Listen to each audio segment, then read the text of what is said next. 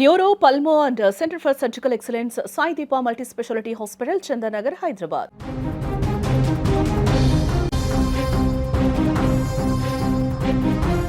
సునీత హత్య కేసులో దిగ్భ్రాంతికర నిజాలు వెలుగు చూస్తూ ఉన్నాయి.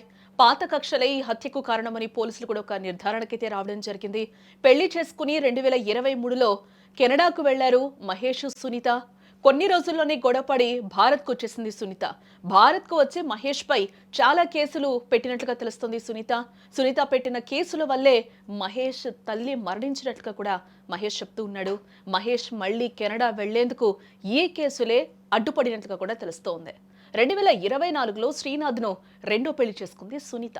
ఆ కోపంతోనే సునీతను మహేష్ హత్య చేసినట్లుగా కూడా తెలుస్తోంది. హైదరాబాద్ ఐటీ క్యారిడార్ను వణికించిన సాఫ్ట్వేర్ ఉద్యోగిని సునీత హత్య కేసులో ఇప్పుడు దిగ్భ్రాంతికర విషయాలు వెలుగులోకి వస్తున్నాయని కూడా చెప్పుకోవచ్చు. ఇది కేవలం హత్య కాదు, 3 ఏళ్లుగా పేరుకుపోయిన కక్ష, అవమానం, కన్నతల్లి మరణం కలిగించిన ఆవేదన వెరసి ఒక మనిషిని మృగంగా మార్చాయి.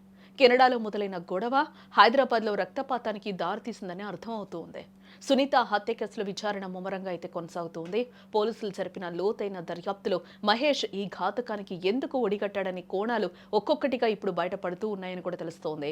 2014 నుంచి 10 ఏళ్ల సుదీర్ఘ పరిచయం, ప్రేమ చివరకు ప్రాణాలు తీసే స్థాయికి వెళ్లడం అందరినీ కూడా షాక్ కి గురి చేస్తోందని కూడా చెప్పుకోవచ్చు. నిజానికి మహేష్ అండ్ సునీతలు 2022లో పెద్దల సమక్షంలో వివాహం చేసుకున్నారు.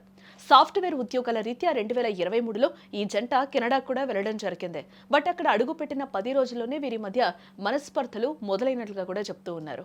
గొడవలు ముదరడంతో సునీత అక్కడి పోలీసుల ఆశ్రయం పొంది తిరిగి ఇండియాకు వచ్చేసింది. ఇక్కడికి వచ్చిన తర్వాత మహేష్ అతని తల్లిదండ్రులపై గృహహింస కేసులు పెట్టింది. అయితే కోర్టుల వరకు వెళ్లకుండానే పెద్దల సమక్షంలో వీరు విడాకులు తీసేసుకున్నారు. విడాకులు తీసుకున్నప్పటికీ సునీత పెట్టిన కేసులు ఏవైతే ఉన్నాయో అవి మహేష్ కుటుంబాన్ని తీవ్రంగా వేధించినట్లుగా తెలుస్తున్నాయి. పోలీస్ స్టేషన్లు, కోర్టుల చుట్టూ తిరగాల్సి రావడంతో మహేష్ కుటుంబం సమాజంలో తీవ్ర అవమానానికే గురైంది. ఈ మనోవేదనతోనే మహేష్ తల్లి గుండెపోటుతో మరణించడం జరిగింది.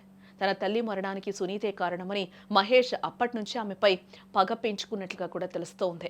ఆ తల్లి మరణం తర్వాత ఇండియాలో ఉండలేక మహేష్ తిరిగి కెనడా వెళ్లాలని చాలా ప్రయత్నించినట్టుగా కూడా మహేష్ తెలుస్తోంది. కానీ సునీత పెట్టిన క్రిమినల్ కేసులు ఏవైతే ఉన్నాయో అవి పెండింగ్లో ఉండడంతో అతనికి వీసా లభించలేదు.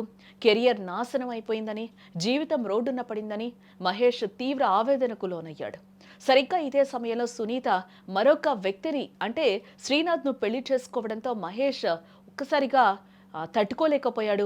తన జీవితాన్ని నాశనం చేసిన సునీత మరొకరితో సంతోషంగా ఉండటం చూడలేకపోయిన మహేష్ ఆమె ఉంటున్న అడ్రస్ను వెతుక్కుంటూ వచ్చి దారుణంగా సునీతను హతమార్చాడు.